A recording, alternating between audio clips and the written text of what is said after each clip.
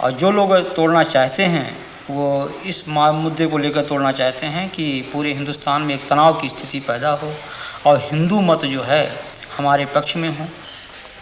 यहाँ जो लोग हिंदू राष्ट्र की बात करते हैं, राम के नाम पर तनाव फैलाते हैं, हिंसा करते हैं, ये सभी उच्च जाति के लोग हैं और ये सब के सब सुविधा भोगी है कि हरित भूमि तृण संकुल समुझ परहि नहीं पंथ जिम पाखंड बादते लुप्त भये सदग्रंथ। अयोध्या इस समय सुर्खियों में है। देश में आज की तारीख में सबसे बड़ा मुद्दा अयोध्या में बन रहा राम मंदिर, जो कि अभी पूरा नहीं हुआ है, लेकिन उसका उद्घाटन इसी 22 जनवरी को होने जा रहा है। हर तरफ उसी की चर्चा है। राम को मानने वाले लोग खुश हैं, लेकिन सबसे ज्यादा वो लोग खुश हैं जो इस मौके को बहुत दिनों से लाने के लिए कोशिश में थे और अब भुनाने के लिए कोशिश में हैं।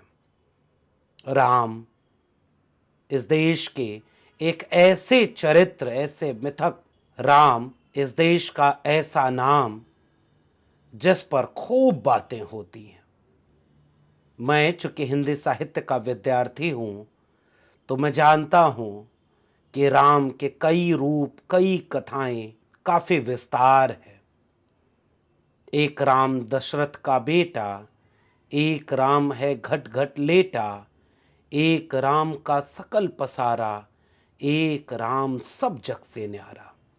एक राम वाल्मीकि के हैं जो सीता निर्वासन और शंभुक वध भी करते हैं।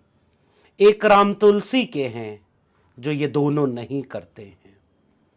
एक राम कबीर के हैं जिसके लिए कबीर लिखते हैं कि दुल्हन गावहु मंगल चार, हमारे घर आए राजा राम भरतार।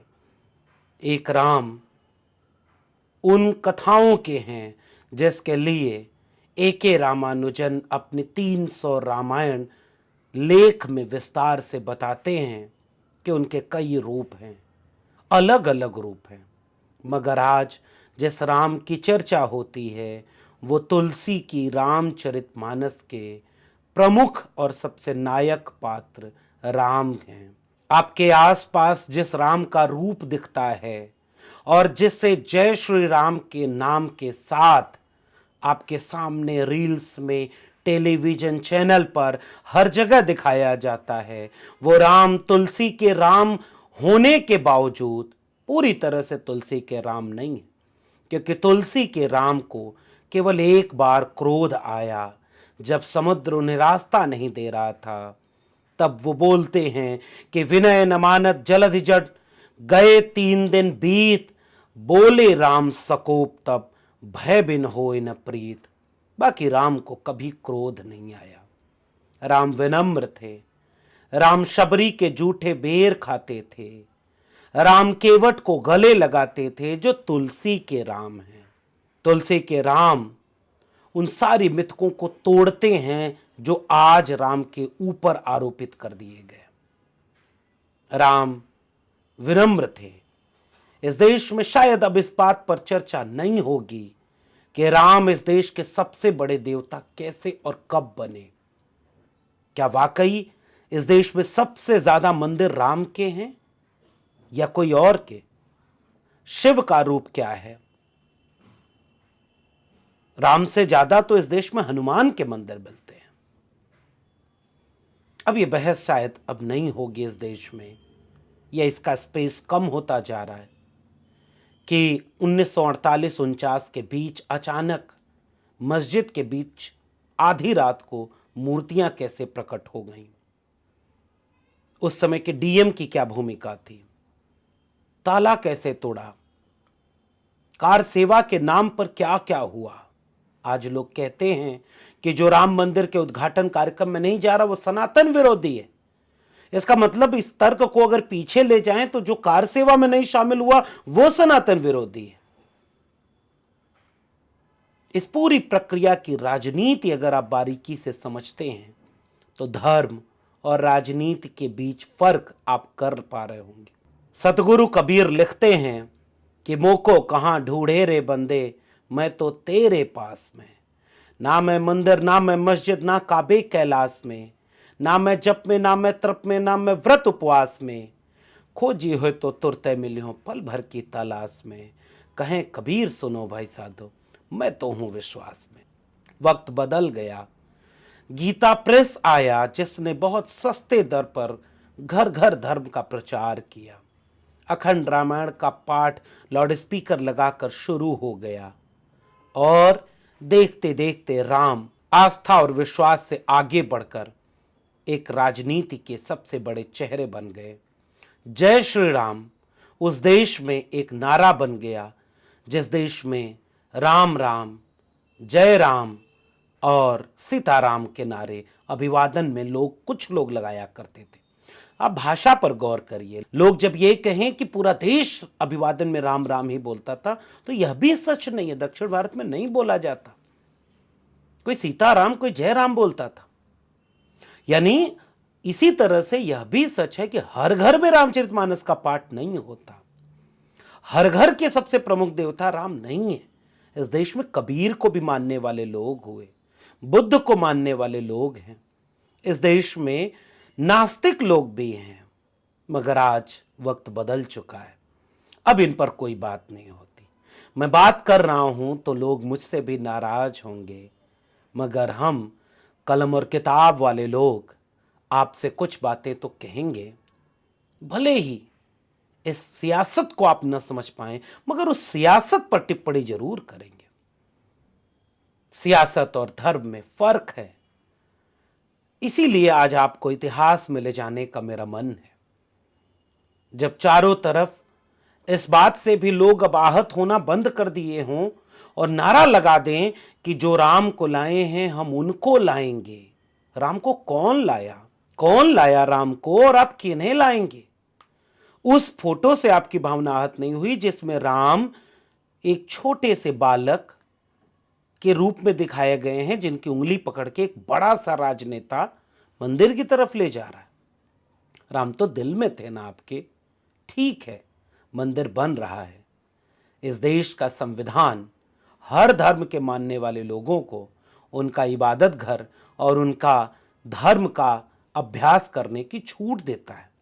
जितनी छूट इस देश में एक मुसलमान को है, उतनी छूट एक हिंदू को भी है, उतनी छूट सिख और ईसाई को भी है, जैन, पारसी और बौद्ध को भी है। और इस देश में कोई किसी देवी देवता को न माने, उसे भी उतनी ही छूट है। इसलिए सबसे बड़ी चीज कोई है तो आज की तारीख में देश का संविधान है। इसलिए इस बात का कतई विरोध नहीं हो सकता कि कौन क्या कर रहा है, लेकिन सियासत अगर एक धर्म को मानने लगे तो फिर बोलना पड़ता है और आपको इतिहास के पन्नों में ले जाना पड़ता है। और आज मैं आपको एक इतिहास के पन्ने में ले जाना चाहता हूं और उन्हीं के बहाने मैं वो हकीकत आपसे रूबरू करा रहा हूं जो शायद जब उत्तेजना से आप थोड़ा शांत हों, गुस्से और खुशी के अपार भाव से जब शांत होकर बैठें, तब इनकी बातों को सुनिएगा।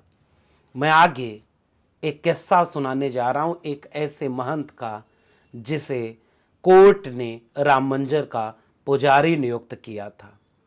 इसलिए आगे की वे सारी बातें in the name of God यानी राम के नाम, एक डॉक्यूमेंट्री जो आनंद पटवर्धन की है, उस डॉक्यूमेंट्री का एक हिस्सा महंत लाल दास का मैं आपसे साझा करने जा रहा हूं। सुनिएगा, सियासत को समझने की कोशिश करिएगा। मंदिर का पुजारी आपसे कुछ कह के चला गया, उस सियासत के कितने रूप हैं, संतों के कितने रूप हैं, ये आप उन्हीं की ज़बानी सुनिएगा। उस वीडियो को देखने के पहले आइए कुछ जान लेते हैं कौन थे महंत लाल दास। अयोध्या के भूले हुए संत लाल दास और उनका संदेश। 16 नवंबर 1993 को लाल दास आधी रात को अयोध्या से 20 किलोमीटर दूर रानीपुर छत्तर गांव में गोली मारकर हत्या के शिकार कर लिए गए। पुलिस ने आज तक इस मामले को सुलझाया नहीं और भूमि विवाद बताकर खारिज कर दिया। जब वह जीवित थे तो लाल दास एक अन्य भूमि विवाद से गहराई से जुड़े थे। 1981 में उन्हें अदालत द्वारा बाबरी मस्जिद के केंद्रीय गुंबद के नीचे स्थित विवादित राम जन्मभूमि मंदिर के मुख्य पुजारी के रूप में नियुक्त किया था। लाल दास, जो कि रुझान से विश्व हिंदू परिषद और आरएसएस के विरोधी बताए जाते थे, जून 1991 में भाजपा ने उत्तर प्रदेश विधानसभा की 419 सीटों में से आधी से सीटें ज्यादा जीत ली। कल्याण सिंह को मुख्यमंत्री बनाया गया। विश्व हिंदू परिषद ने भव्य राम मंदिर के निर्माण की अपनी योजना में कई बाधाओं की पहचान की थी। विवादित स्थल पर मंदिर के मुख्य पुजारी के रूप में लाल दास दूसरी आखिरी बाधा थे। बाबरी मस्जिद ही आखिरी बाधा थी। 6 दिसंबर 1992 को मस्जिद के विध्वंस के कुछ महीने पहले कल्याण सिंह सरकार ने मार्च 1992 में लाल दास को मुख्य पुजारी पद से हटा दिया था। लाल दास की जगह लेने वाले सत्येंद्र दास राम जन्मभूमि मंदिर के मुख्य पुजारी बने। लाल दास को कोर्ट ने मंदिर का पुजारी नियुक्त किया था। एक बार सुनिए उन्हें और सुनिए कि क्यों वो एक दिन मृत पाए गए। लाल दास इस देश के लोगों से कुछ कह के चले गए। अगर आप में विनम्रता हो, सुनने का धैर्य हो, तो एक बार विचार करिएगा कि लाल दास किसके लिए और क्या लिखकर चले गए। लाल दास जी विवादास्पद राम जन्मभूमि के कोर्ट नियुक्त पुजारी हैं। ये जो विश्व हिंदू परिषद ने मंदिर बनाने का कार्य शुरू किया है, इसके बारे में आप क्या सोचते हैं? ये तो एक राजनीतिक मुद्दा है। विश्व हिंदू परिषद ने जो कार्यक्रम चलाया है, मंदिर तो बनाने के लिए कोई रोक नहीं था। फिर हमारे यहाँ ऐसा कोई विधान नहीं है कि हम भगवान को अलग हटा करके किसी जगह रखे जाएं, क्योंकि भगवान जहाँ विराजमान हमारे होते हैं हम उसको मंदिर ही मानते हैं। हमारे यहाँ हिंदू परंपरा ही है, चाहे वो किसी भी मकान में रख दिए जाएं तब भी हम उसको मंदिर ही कहते हैं, क्योंकि भगवान जहाँ विराजमान है वो मंदिर ही होता है। फिर अलग से मंदिर बनाने का कोई औचित्य नहीं है। अगर अलग से भी बनाया जाता तो उस इमारत में जिसमें भगवान विराजमान हैं हम उसको तोड़ना भी नहीं चाहते हैं। और जो लोग तोड़ना चाहते हैं वो इस मुद्दे को लेकर तोड़ना चाहते हैं कि पूरे हिंदुस्तान में एक तनाव की स्थिति पैदा हो और हिंदू मत जो है हमारे पक्ष में हो। उनको ये चिंता नहीं है कि कितना बड़ा जनसंहार होगा, कितने लोग मारे जाएंगे, कितने कटेंगे, कितनी बर्बादियाँ होंगी, या जो मुस्लिम बाहुल क्षेत्र में हिंदू रहते हैं उनकी क्या परिस्थिति होगी। हमारे देश के सामने तमाम ऐसी समस्याएं हैं कि 1949 से आज तक किसी मुसलमान ने वहाँ कोई अवरोध नहीं पैदा किया। लेकिन जब इन्होंने यह नारा दिया कि बाबर के संतानों से खून का बदला लेना है, तब पूरा देश जो है वो दंगाग्रस्त हो गया और कम से कम हजारों लोग इसमें मारे गए, मौत के घाट उतार दिए गए। लेकिन तब भी इन लोगों ने ज़रा सा यह महसूस नहीं किया कि यह तनाव जो देश में फैल रहा है, हिंदू मुस्लिम की जो एकता आज हमारे देश में बनी हुई थी, तमाम मुस्लिम शासकों ने मंदिरों को जो जागीरें दी। आज जानकी घाट में माफ़ीनामा मिला, हनुमानगढ़ी के बहुत से भाग मुसलमानों के बनाए हुए हैं, फकीर राम जी का मंदिर मुसलमानों का माफ़ीनामा है। ये तमाम जो जागीरें मुसलमानी शासकों द्वारा मंदिरों में दी गई और अमीर अली और बाबा रामचरण दास के जो समझौते थे कि हम हिंदू और मुसलमान दोनों एक मिल करके रहेंगे, उसी जन्मभूमि के पाठ में दो भाग किया गया कि एक तरफ मुसलमान नमाज पढ़ेंगे, एक तरफ हिंदू पूजा करेंगे। ये सारी बातें जो थी उस पर इन लोगों ने पानी फेर दिया।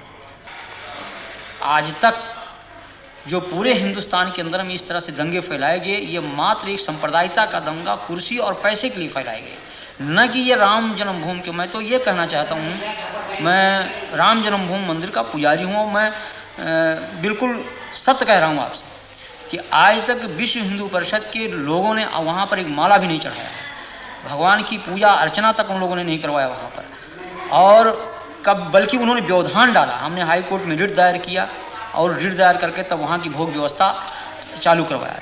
तो यहाँ की जनमानस ने कभी इसको स्वीकार नहीं किया, लेकिन इसमें कुछ किराए के साधु जिनको पैसा चाहिए पैसे पर खरीदे गए, रामशिलाएँ घुमाई गईं। उसके उन रामशिलाओं को उन लोगों ने अपना कमरा, अपना मकान बनाना शुरू किया और काफ़ी जनभावनाओं को उन्होंने दोहन करके और बड़ी बड़ी बिल्डिंगें तैयार कर ली। करोड़ों अरबों रुपए इन लोगों ने इकट्ठा किया, विभिन्न बैंकों में इन्होंने डाला और लाखों रुपया उन्होंने व्यक्तिगत अपने खाते में इन लोगों ने डाला। तो लोगों की हत्याएं हो जाएं, लोग नष्ट हो जाएं, इससे इनको कोई मतलब नहीं। इनको मतलब पैसा मिले, कुर्सी मिले। यहाँ जो लोग हिंदू राष्ट्र की बात करते हैं, राम के नाम पर तनाव फैलाते हैं, हिंसा करते हैं, ये सभी उच्च जाति के लोग हैं और ये सब के सब सुविधा भोगी हैं। इनमें त्याग और तपस्या और जनमानस का हित लेस मात्र नहीं है। ये केवल धार्मिक भावनाओं को बाहर करके और स्वयं को सुख सुविधा में वो परिणित किए हुए हैं। ये जनहित की बात कर ही नहीं सकते। लेकिन आज बड़े बड़े मठ हैं, करोड़ों अरबों की संपत्ति उसमें है और हम पैदल छोड़ करके एयरमेल से चलते हैं, फर्स्ट क्लास की टिकट पर चलते हैं, एयर कंडीशन के कमरे में रहते हैं। तो जहाँ पर हम एक तरफ भौतिकवाद, उस भौतिकवादी व्यवस्था से अलग होकर के त्याग और तपस्या और जनहित की बात सोचते थे, उस जगह हम उसको त्याग करके और हम भौतिकवादी व्यवस्था में परिणित हो चुके हैं। तो जब हम भौतिकवादी व्यवस्था में पूर्ण रूप से लिप्त हो चुके हैं तो हम भौतिकवाद की ही बात सोचेंगे, हम उससे परे हट नहीं सकते हैं। तो ये आज के धर्माचार्यों को कि आप क्या कहेंगे? हम तो इनको भौतिकवादी व्यवस्था का एक पोषक मानता हूँ मैं। ये जो पूंजीपति कहते हैं कि हिंदू धर्म की रक्षा, हिंदू धर्म की रक्षा, मैं कह रहा हूँ कि यहीं पर देश के पूंजीपतियों जो आज धर्म की, आज अशोक सिंघल को इस बात को जो कह रहे हैं कि हम बहुत बड़े राम के भक्त हैं, क्या राम का यही आदर्श है कि 90% लोग भूखों मरे? ये हमारे देश की जो विषमता है आज, ये क्या इन धर्माचार्यों की पे नहीं चाहिए? अगर आप बड़े पूंजीपति हैं, आपके पास पैसा है, आपके कहने में एक पूंजीपति समुदाय देश का है, तो उन पूंजीपतियों से पैसा लेकर के उन गरीबों में लगाइए आप, जैसे मदर टेरेसा कर रही है, या और जिन धर्माचार्यों ने किया है, पूर्व जो धर्माचार्यों हमारे ने किया है, उनका अनुकरण करें आप। और अयोध्या ही नहीं पर कि पूरी भारत की जनमानस को इसका विरोध करना चाहिए कि किसी की धार्मिक भावना पर ठेस नहीं पहुंचाना चाहिए। हम किसी के दिल को तोड़े नहीं, हमारा धर्म ये अलाउ नहीं करता है, इस चीज़ को कभी अनुमति नहीं देता है। राम का हमारा ये जो आदर्श है राजनीति का, वो यही है कि जनता सुखी रहे और जिस तरह से मुख में हम भोजन डालते हैं, पेट को मिलता, सभी अंगों को मिलता, उसी तरह से सारी जनता हमारी है, कोई उसमें छोटा बड़ा कोई उसमें ऐसा नहीं है। लेकिन उन आदर्शों की सीधी हत्या की गई। मगर आज जो लहर चल रही है हमारे देश में, इस लहर में जो लोग घृणा की भाषा बोलते हैं उनके पीछे ज़्यादा लोग चलते हैं, और जो लोग प्यार की भाषा बोलते हैं जैसे आप बोल रहे हैं उनके पीछे कम लोग हैं। ऐसा नहीं है। ये तो जैसे बाढ़ आती है भाटे की तरह से, जब तूफान आता है तो उसमें तमाम पेड़ गिर जाते हैं, तमाम मकान ढह जाते हैं, सड़क नष्ट हो जाते हैं, तमाम परिवहन सेवाएं ठप हो जाती हैं। एक दोहा लिखा है आरण्य कांड में कि हरित भूमि तृण संकुल समुझ परहि नहीं पंथ, जिम पाखंड बादते लुप्त भये सदग्रंथ। जब घोर बरसात होती है तो इतनी घास उग जाती है, जो सही रास्ते वो दिखाई नहीं पड़ते हैं। उसी तरह जिस तरह से पाखंडियों की बात से सही बात जो है छिप जाती है। जैसे कोई आदमी खा लिया कोई नशा जब तक उसके शरीर में रहेगा तब तक कोई भी क्रिया कर सकता है, पागल भी हो सकता है, अटैक भी कर सकता है, स्वयं की आत्महत्या कर सकता है। ये सब उन्माद होते हैं, विचार चिंतन ये सब नष्ट हो जाते हैं। लेकिन ये बरसात ऋतु थोड़ी ही देर तक होती है, बाद में लोगों की समझने की, सोचने की ये क्षमता होती है।